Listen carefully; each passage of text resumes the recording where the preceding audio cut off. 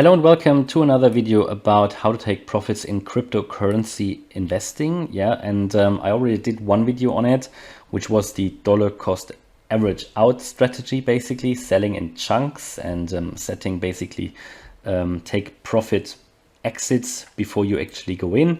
Well, this one is a second strategy, and as I said in the first video, not one strategy will fit everybody, which is why it is so difficult to just give some, again, I can't give financial advice.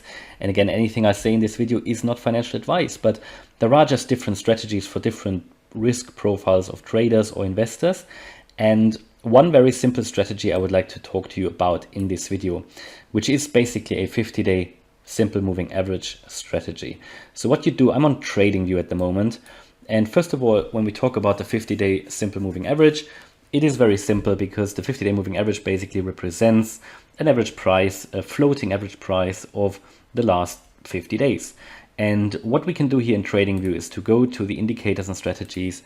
We're going to add the moving average. We've got it here. Yeah, click on it twice. I need to click on it, but I already have them on here. So what I'll do, I'll take out the 200. I'll take out the 9, and we'll keep the 20 and the 50. But what I'll do with the 20, I will also change it to a 50-day moving average. I've got the 50, and I set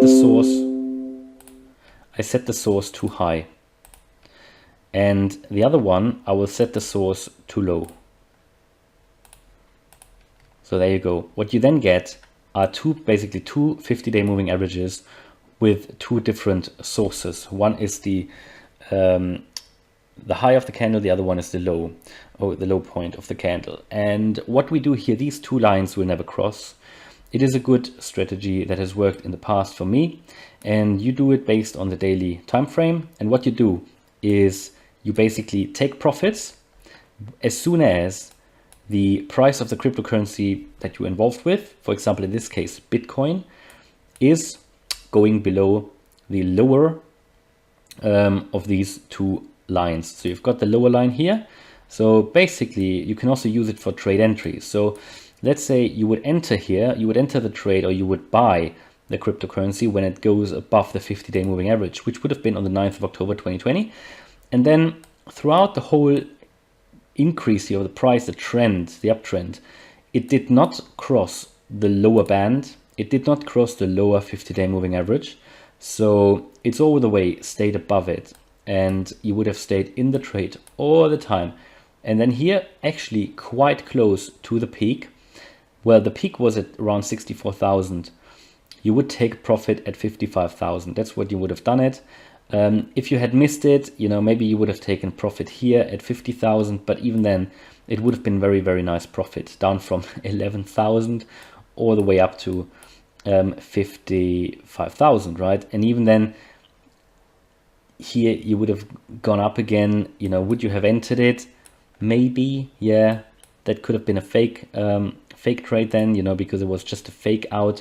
But again, you would wait for a bit more confirmation, because even though that one candle did close above it, when you go into the trade, you should wait really for confirmation, not just for one daily candle closing above it. You would want confirmation, possibly of a retest of it or so, and that didn't happen, so it broke down. And again, you would have gone back in the trade here when the upper one of these two moving averages was crossed, gone into the trade again on the 25th of July, exited again here on the 20th of September. So that would have given you a profit of 35,000 trade entry and 45,000 trade exit. You probably, with other strategies, you could make more profit, absolutely, if you can find the top, which is always a challenge, right? I'm just suggesting some strategies for you here, and this is a very objective one, because with this one, it should really take the emotion out. If you stick to it, yeah, it can be very successful. And as with every trading strategy, it doesn't work 100% of the time, but it can be very successful. So for example, in this case here now, you would have gone into the trade on the 3rd of October, and now you would wait until the price again drops below the lower moving average. So when you potentially get some problems is when it would now come down very quickly, then you would have probably made a little loss. But if you follow this strategy throughout, you can see that even though you don't hit the peak, right, when selling, it doesn't matter because you were very close to the peak overall, down from 11,000, and you'd have come out at 55,000. So that is just roughly a profit of 375%, okay, or even more. So that's just one way of doing it, one way of keeping it objective, a little bit of a longer term point of view, yeah, but it avoids the issue that if you're a long-term holder, that you hold for 5 or 10 years and never take any profits, because potentially by just selling at peaks or selling close to the peak, which you can do when you use this strategy, then you actually take some profit and you can go in lower. What you avoid with this strategy is you avoid the very, very early days of a trend, which are the most expensive ones, because oftentimes very early in the trade, the trend isn't confirmed yet. So what happens when you go in too early? It could be a fake out. So with this strategy that you basically wait until the 50-day moving average is crossed, and also you have this basically you have this support or buffer zone between these two moving averages. It allows you to avoid the very, very early parts of a trend, which are expensive because they can be fake outs, right? And then also you will never always get the peak anyway. So for example here, some people might have sold here, but at this point you don't for sure know if it's the peak already. You only know that you're close to the peak or you have the peak when you then struggle to make a higher low here. So maybe some people would have sold here, but you would actually, by the way, yeah, you would have actually sold here then. Of course, yeah, you would have gone through here. So yeah, it's just that strategy, and it doesn't work for everybody because you need to maybe check the charts daily, yeah, or at least on a regular basis. You have to adjust your stop losses, for example, regularly as well. But it's a good way of doing it, and it's just a second strategy. I've used it in the past.